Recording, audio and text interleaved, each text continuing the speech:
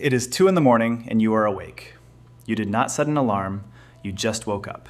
And now you are annoyed because this keeps happening. You will call it insomnia. You might take something for it. But for most of recorded history, this was not a problem. It was a scheduled event.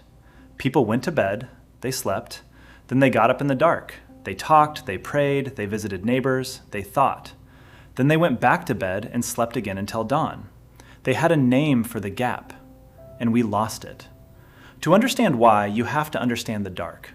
Not a dim room, not a room with a phone in it, actual darkness, the kind where you cannot see your own hand. For nearly all of human history, that is what night was, and it lasted a long time. In winter, at high latitude, darkness can run 14 hours. 14 hours. With nothing to do and nowhere to go. You cannot work, you cannot travel. You cannot read easily. Candles existed, but they cost money. For most people, most nights, you lay down when it got dark. Now here's the thing nobody thinks about. You do not need 14 hours of sleep.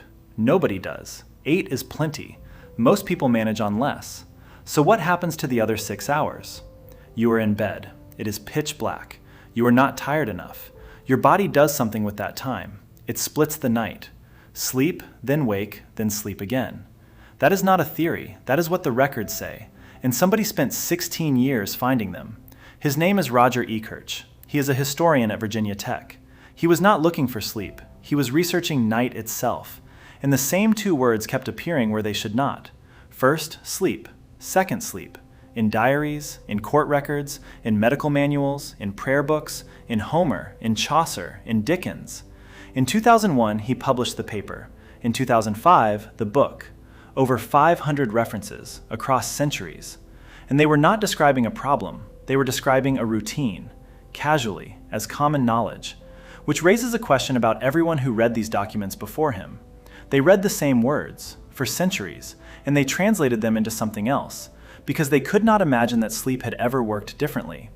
The assumption was so deep it edited the evidence. That is worth sitting with for a second. The record was there the whole time. Nobody could see it. But historical records are not proof. They are testimony. So somebody tested it. In the early 1990s, at the National Institute of Mental Health, a psychiatrist named Thomas Wehr ran an experiment. The design was almost absurdly simple. He took 15 healthy volunteers, and he gave them a winter night, 10 hours of light, 14 hours of complete darkness, every night for a month. They could sleep as much as they wanted. Nobody told them how to do it.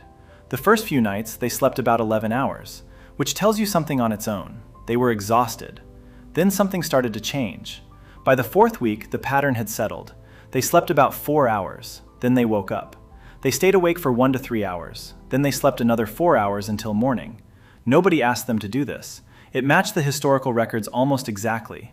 A pattern nobody had performed for over a century, reappearing in a lab. But the strangest part was not the timing. Wehr measured their hormones during the waking gap. Prolactin was elevated. Cortisol was low. That combination does not happen in ordinary wakefulness. The volunteers were not lying there frustrated. They described something calm, slow, reflective. Wehr compared it to a meditative state. It was not a gap in sleep. It was a third state. And most people alive have never been in it. So what did people actually do in there? The answer, from the records, is everything ordinary. They lay in bed and talked to whoever was next to them. They prayed. Prayer books were printed with prayers for this exact hour. They got up and checked on animals or the fire. Some visited neighbors, in the dark. This was normal. A French physician recommended it as the best time to conceive children. His reasoning was that people were rested rather than exhausted. But the most common activity was the least visible one. They lay in the dark and thought. And crucially, they thought about their dreams. You have just come out of 4 hours of sleep. The dream is still there. It has not been erased by an alarm. Ekirch argues this is why dream interpretation mattered so much. People had an hour every night with their dreams still warm. A medical manual called the gap the watch, and recommended it as the best time to study or reflect, because the mind was calm and the world was quiet. There was no one to email, nothing to check. There was nothing to do except be awake, which sounds like torture to us, and sounded like nothing much to them. So where did it go? Light. That is the whole answer. In the 1600s, cities began lighting their streets. Paris first, then London, then everywhere. Night stopped being a place you could not enter. Then cheaper candles, then gas, then in 1879, the bulb, and the evening simply got longer. You are not going to bed at sunset anymore. You are going at 11, which leaves you 8 hours of darkness instead of 14, and 8 hours is exactly enough for one continuous sleep. The gap did not get forbidden, it got squeezed out. Within about 2 generations, it was gone. And once it was gone, waking at 2 became a symptom. Same behavior, same hour, different name. That is not a small thing. We took a normal part of the night and made it a disorder, and then we started medicating it. Now, here's where I have to be careful, because there is a version of this story that goes too far. You will hear that this is how every human slept for 300,000 years. That claim is not supported. In 2015, a team published in Current Biology, Gandhi Yetish, Jerome Siegel, and colleagues. They studied 3 communities living without electricity: the Hadza in Tanzania, the San in Namibia, the Chimane in Bolivia. 94 people, 1,165 days of data, measured on the wrist, not remembered afterwards. They did not sleep in 2 blocks. They slept between 5.7 and 7.1 hours in one go. They did not go to bed at sunset either. They stayed up about 3 hours after it.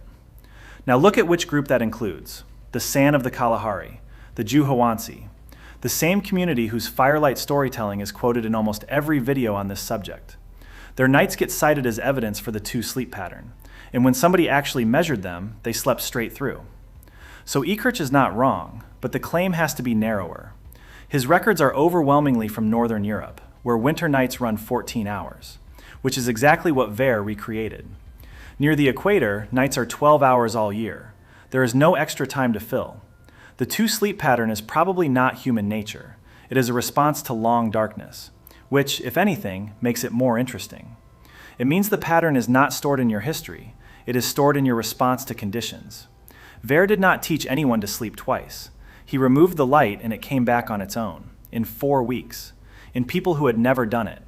So the capacity did not go anywhere. It is still in you. It is just never given the conditions. Tonight you will keep the lights on until you decide to sleep. And if you wake at 2, you will treat it as a fault. It might just be the older pattern trying to run in a room that never gets dark. Somewhere under the light, there is still an hour that belongs to you.